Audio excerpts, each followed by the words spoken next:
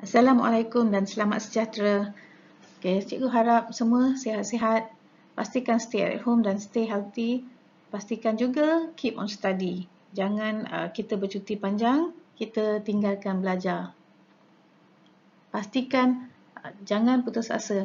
Fokus dengan belajar. Okay, untuk slide kali ini cikgu akan bincangkan ataupun terangkan secara ringkas tentang bab 4 iaitu vektor. Untuk yang kali ini, cikgu bincang konsep vektor. Okey, apa benda yang asas ni ya? Kita ada untuk vektor, kuantiti skala dan kuantiti vektor. Apa beza antara dua ni? Kuantiti skala mempunyai magnitude. Okey, magnitude ni ibarat macam jarak. Okey. Kuantiti vektor mempunyai magnitude dan arah. Okay, contoh. Yang A kita ada 20 cm dan B kita ada 4 meter ke kanan. Okay. Untuk A, inilah yang kita namakan magnitude. Okay, macam ibarat jarak lah. Ini kita namakan kuantiti skala. Untuk B, 4 meter adalah magnitude. Ke kanan adalah arah. Jadi kita bila ada magnitude dan arah ini, kita namakan dia kuantiti vektor. Okay. Cikgu harap semua boleh faham perbezaan antara kuantiti skala dengan kuantiti vektor. Yang kita nak belajar ni adalah vektor. Vektor that means kita mesti ada magnitude dan arah sekali. Okay. Tata tanda vektor. Pengenalan kan? Kita boleh bold AB tulis macam tu, ataupun AB ada anak panah, ataupun bold huruf kecil A. Macam-macam boleh. Ada juga A, ada underline bawah pun boleh. Okay, macam tu kan? Kita ada satu garis lurus, ada arrow, ada huruf A tu, ataupun ada huruf A dengan B dekat hujung dan pangkal garis tersebut. Okay. Apa yang cikgu nak tunjuk tu? Okay. Garis tu bila ada arrow, ini menunjukkan arrow tu daripada A ke B, betul? Jadi vektor AB bermaksud daripada arah dia daripada A ke B. Dan magnitude dia adalah A. Yang kecil tu. Yang ni. Okey. Seterusnya vektor negatif. Vektor AB adalah sama dengan negatif BA. Apa maksud dia ni? Okay, mari kita tengok. Okay, ini adalah AB. Kalau BA maksudnya macam tu betul tak? BA daripada B pergi ke A. Tapi kalau negatif BA, terbalik-balik lah. Negatif BA bermaksud A ke B. Okay, B ke arah ke A adalah arah bertentangan. Bila negatif tu tentang balik. Maksud dia jadi AB balik.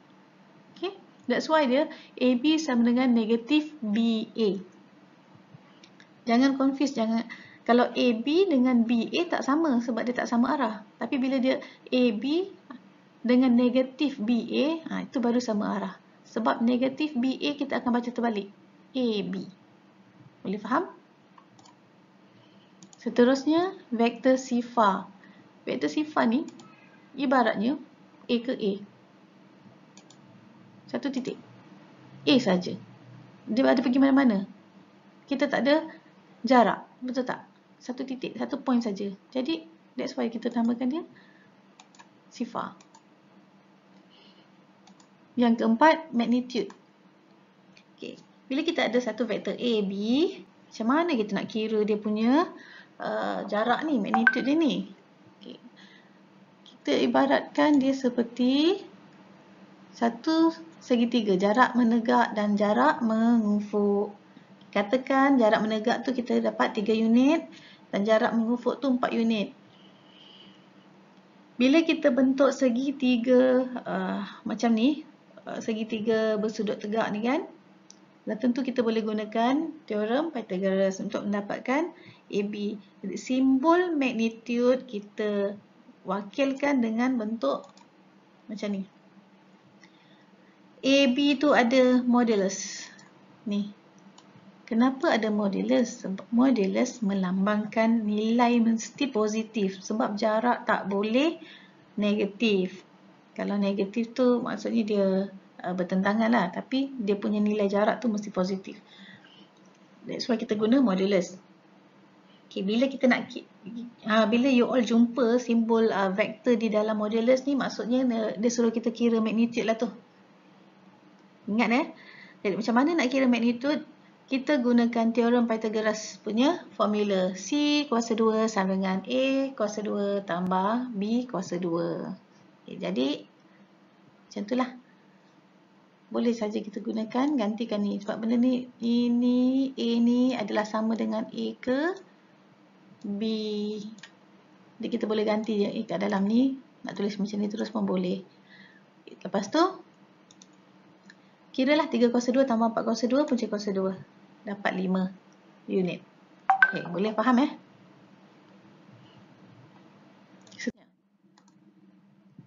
Vektor sama. Macam mana yang dikatakan vektor sama? Vektor sama bermaksud magnitude dia sama, arah pun sama. Okey, ini contoh dalam buku teks. Contoh 4, boleh rujuk nanti. Kita ada gambar rajah tu. Dalam rajah, P, R, S, T dan Q, R, W, V ialah garis lurus. Okey, bla bla bla. Okey. S ialah titik tengah bagi RT, W ialah titik tengah bagi RV, U ialah titik tengah bagi VT. Tentukan sama ada pasangan vektor berikut adalah sama. A, R, S dan ST. Kita tengok gambar. RS. Cikgu highlight, nampak? Arah dia. Dan ST. Sama tak? Tengok magnitude dia 2 kotak. ST pun 2 kotak. Jadi arah dia pun menghala ke bawah kedua-duanya. Jadi RS dan ST mempunyai magnitude dan arah yang sama. Maka RS sama dengan ST. Faham? Yang B. QP. Cari QP mana? Tu. Q. Daripada Q pergi ke P. Maksudnya arrow pergi ke kiri. VU. Mana VU? VU pula arrow pergi ke kanan. Dari sini kita dah nampak arah tak sama. Magnitude sama tak? 4 kotak PQ, 4 kotak VU pun 4 kotak. Okey, magnitude sama tetapi arah berbeza. Boleh tak jadi sama? Tak sama. QP tak sama dengan VU sebab arah dia berbeza. Satu je tak sama, tak boleh. Seterusnya CWS dengan VT. WS, cikgu highlight. VT, tu, arah sama tapi magnitude berbeza. 2 kali ganda, betul? Jadi tetap tak sama. WS tak sama dengan VT. Seterusnya SU dan negatif RQ. SU mana?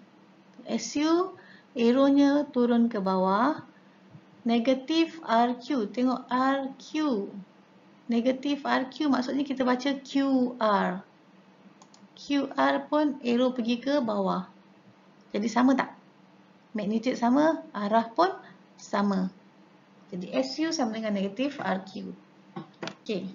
Faham Okay. Kalau tak faham, tonton semula. Rewind. Tengok semula contoh yang cikgu dah bagi. Make sure faham betul-betul. Benda ni sangat mudah. Jadi, kalau tak faham sekali, boleh tengok 2-3 kali. Okay. Seterusnya, untuk darab vektor dengan skala. Macam ni. Kalau skala tu K, vektor kita A. Jadi, KA. Contoh. Katakan K sama dengan 2. Kita ada satu vektor A, macam ni. Okay.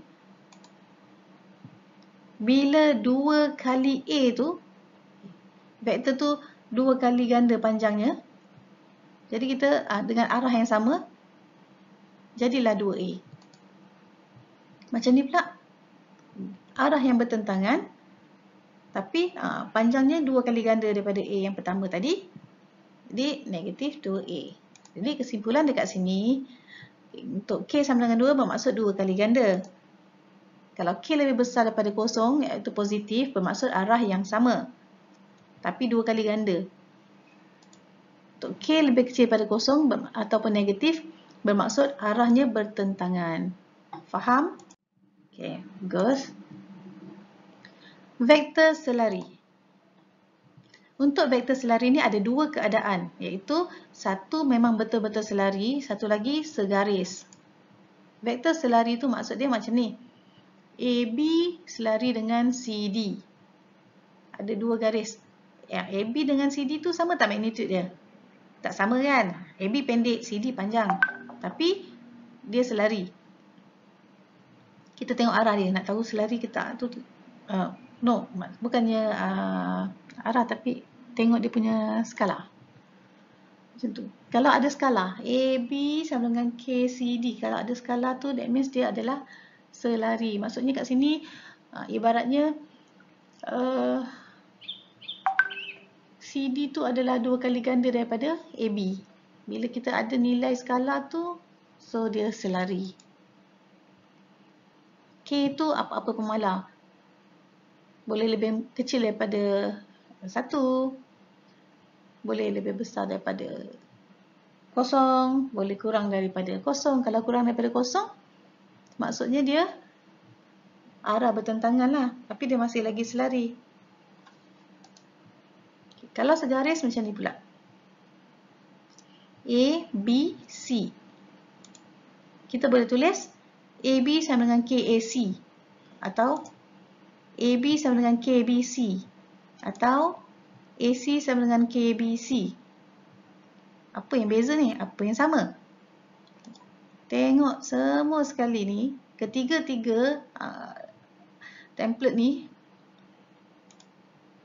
Perhatikan vektor segaris adalah vektor selari. Kenapa? Sebab dia mesti ada pemala.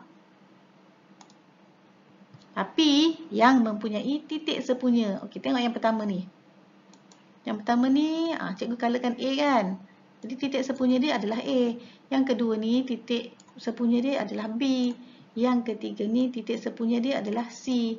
Tapi dia tetap membentuk ABC. ABC, ABC, ABC. Faham? Apa beza segaris dengan selari? Segaris tu adalah selari tetapi mempunyai titik sepunya. Dia duduk terletak di atas garis yang sama. Kalau selari pula, kedua-dua garis tu terpisah. Dia tak duduk atas garis yang sama tapi dia selari. Boleh faham Okay, contoh. Diberi dua vektor AB sama dengan 2X dan CD sama dengan 6X. Tunjukkan bahawa dua vektor itu adalah selari. Okay, penyelesaian. Guna saja yang ni. AB sama dengan KCD macam tu. Lepas tu masukkan nilai yang telah diberi. AB tu adalah 2X, CD tu adalah 6X. K kita tak tahu lagi, ada ke tak ada. So, dalam keadaan macam ni, kita nak dapatkan nilai K. Jadi 6X tu kita bawa ke sebelah. Jadilah bahagi betul. Jadi 2X bahagi dengan 6X. Memudahkan. Dapatlah K 1/3. Dah dapat nilai skala tu, masukkan semula dalam template tadi. AB sama dengan 1/3 CD. Apabila pemala ada nilai, kita ada skala, maksudnya AB dan CD adalah selari. Senang sangat nak buktikan. Hanya menggunakan formula yang ini. Cari K, K ada nilai, maka dia adalah selari. Faham? Contoh kedua, kita ada dua vektor PQ sama dengan U, QR sama dengan 3U. So sekarang ni dia nak minta kita buktikan PQ dan R adalah segaris. Okay, penyelesaian dekat situ cikgu bagi penyelesaian dalam buku teks. PQ ialah U, QR ialah 3U. 3U bermaksudnya 3 PQ. Kita ada pemalar ataupun skala tu bernilai 3. Jadi PQ dan QR adalah selari. Oleh kerana Q ialah titik sepunya, maka PQR adalah segaris. Boleh juga kita buat macam ni. PQ sama dengan KQR. Sentiasa gunakan formula yang ni lah kan, ada K. Masukkan nilai PQ, PQ tu U, QR tu 3U. Then kita nak K. Bila kita nak K, 3U sibuk bawa ataupun hantar 3U tu pergi sebelah. Jadilah bahagi. K sama dengan U per 3U. Maksudnya kita pemudahkan dia jadi 1/3, betul? Okay, lepas tu K 1/3 masuk balik dalam template yang kita tulis mula-mula tadi yang ni. Okay. Jadi bila PQ sama dengan 1/3 QR, okay, ni benda yang sama terbalik je. Yang ini QR sama dengan 3PQ. Yang cikgu buat pula PQ sama dengan 1/3 QR. Terbalik je, tak ada masalah. Kita buat dalam sebutan PQ boleh, buat dalam sebutan QR pun boleh. Okay, bila ada nilai saja, maka PQ dan QR adalah selari. Bila selari, Q pula sebagai titik sepunya, maka PQR adalah segaris. Faham? Seterusnya, selari ada, tak selari pun ada. Okey. Tadi yang kita bincang selari dengan segaris tu vektor selari. Macam mana pula dengan vektor yang tak selari? Okey, vektor yang tak selari ni macam ni. Vektor bukan sifar dan tidak selari. Macam mana nak tentukan? Kenapa vektor bukan sifar? Sebab kalau vektor sifar, dia setitik sahaja. Memang tak perlu kita kira lagi lah kan, betul tak? Jadi kalau yang tak selari ni, kita nak kira tentang vektor yang bukan sifar dan tidak selari ni, macam mana kita nak buat? Okay. Jika MA sama dengan NB, maka M sama dengan N sama dengan kosong. Maksudnya ialah, ni kita punya skala ni. Ni skala, ni pun skala. Bila tak selari, skala kita ni tak ada nilai. Kosong. Bila selari tadi, K. Kita gunakan skala K, betul tak? Boleh juga kita guna M. Boleh juga kita guna N, tak ada masalah. Just nak bezakan saja. Jadi, K kita mesti ada nilai apa-apa. Okay. Bagi kes tak selari pula, K kita tu ataupun kita punya pemalar tu, kita punya skala tu kosong. Faham? Okay. Tengok contoh. Vektor A dan vektor B adalah bukan sifar dan tidak selari. Okay. Diberi bahawa apa-apa tu 3H tolak 6A sama dengan K tambah 3B dengan H dan K ialah pemalar. Cari nilai H dan K. Actually, bila dibagi soalan macam ni, kita punya clue ialah sini. Dia kata bukan sifar dan tidak selari. That means ini ialah bercerita tentang vektor tak selari. Jadi kita boleh terus gunakan ni. Formula yang dia bagi ni. Jadi tulis 3H tolak 6A sama dengan K tambah 3B tu dulu. Okey, menggunakan formula ni, MA sama dengan 6B. Jadi itu adalah M, yang dekat B tu adalah N. Faham? Jadi oleh kerana M dengan N adalah kosong, kita pecahkan dua. M sama dengan kosong, N pun sama dengan kosong. Masukkan nilai M. 3H tolak 6 sama dengan kosong. N pula K tambah 3 sama dengan kosong. Teruslah cari 3H sama dengan 6. H sama dengan 2. K sama dengan negatif 3. Senang sangat, betul? Okay. Soalan ni should be no problem. Okay. Fahamkan soalan saja. Bila dia bagi clue bahawa suatu vektor tu tak selari saja, kita boleh terus gunakan formula ni. Okey, ini adalah latihan daripada buku teks muka surat 87 penilaian kendiri 6. Okey, soalan nombor 4 ya. Diberi HK sama dengan setengah R dan HJ sama dengan 4R. Tunjukkan bahawa HK dan J adalah segaris. Penyelesaiannya, kita gunakan formula segaris tadi. HK sama dengan KHJ. Formula sangat senang, betul? Cuma tambahkan K je, nak cari pemala dia je. Okay, masukkan nilai HK dan masukkan nilai HR tu. Setengah R dengan 4R kita masukkan. Kita nak cari K. Jadi, kita bawa 4R tu ke sebelah. Okay, menjadi bahagi. 1/2 bahagi dengan 4. What happen? Okay, sama dengan 1/8. Okay, kita dah dapat K sama dengan 1/8. HK sama dengan 1/8 HJ. Ataupun kita boleh tulis 8 HK sama dengan HJ. Sebab 8 kita bawa sebelah kan? Dia jadi darab. Okay, mana-mana cara tulis tak ada masalah. Boleh. Okay, jadi HK dan HJ adalah selari sebab kita dapat pemala. K bernilai 1/8. Okay, oleh kerana H dan adalah titik sepunya bagi HK dan HJ, maka dia adalah segaris. Okey, faham ya? Seterusnya, nombor 5. BC adalah selari dengan DE. AC nisbah CE sama dengan 2 nisbah 3. Ungkapkan DE dalam sebutan BC. Ini termasuk dalam tajuk nisbah. Kita belajar tingkatan 2. Okay, nisbah. Tengok.